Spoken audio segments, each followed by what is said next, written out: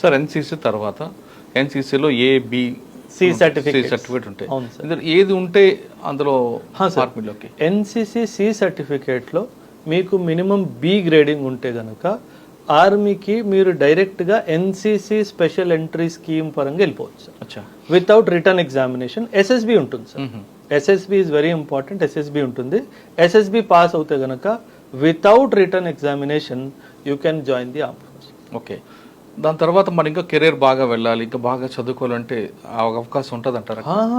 Sir, army engineering చేసిన పిల్లలు army వెళ్ళిన తర్వాత ఆర్మీ ఎంటెక్ చేస్తుంది సార్.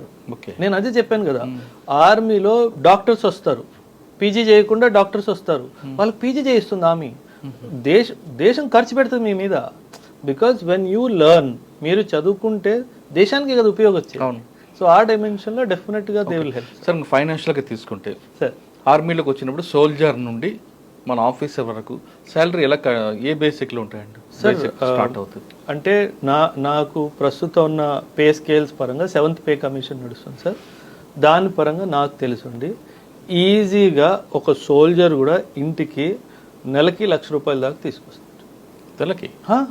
ఎందుకంటే మీరు ఎక్కడ పోస్టింగ్ ఉందో ఫీల్డ్ అలవెన్సెస్ ఉంటాయి, చాలా డిఫికల్ట్ టెరెన్స్లో సర్వీస్ ఉంటుంది కదా సార్, స్పెషల్ అలవెన్సెస్ ఉంటాయి సార్. సోల్జర్కి మీరు చెప్తే నమ్మరు సార్.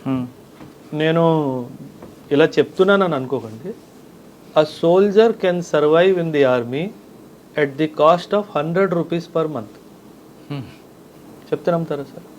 సోల్జర్ ₹100 ఖర్చు పెట్టి ఆర్మీలో నెల రోజులు బతికేయచ్చు హ్యాపీగా.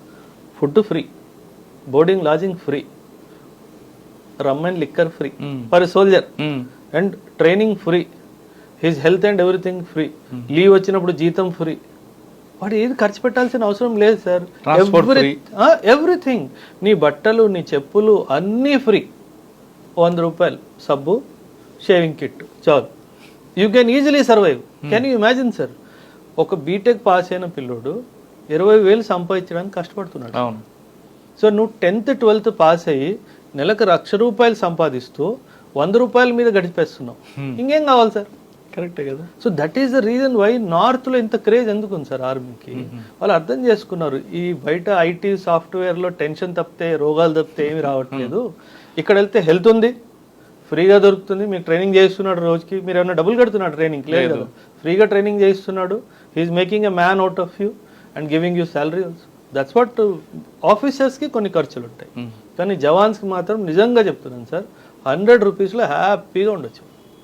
ఒక్కొక్క జవాన్ మీద ఎంత ఖర్చు అవుతుందండి సార్? చాలా sir. Initial basic training sir, నేను ఆర్టిలరీ సార్.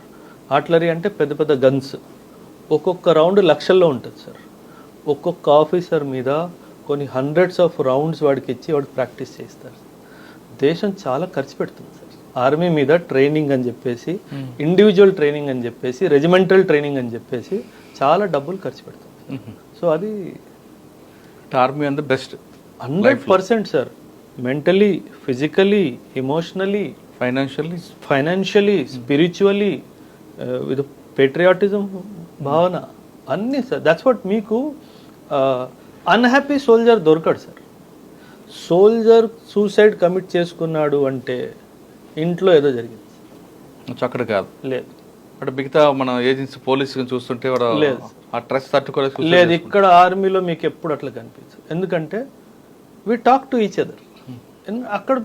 అక్కడ ఫ్యామిలీ లేదు సార్, అందరే ఫ్యామిలీ. సార్, నేనే తమ్ముడిని, నేనే అన్నయ్యని, నేనే చెల్లిని, నేనే కూతుర్ని అన్నీ నాతో షేర్ చేసుకుంటాడు కాబట్టి లోపలే ఉండదు సార్. లోపలేం లేదు కాబట్టి హ్యాపీగా ఉన్నాడు.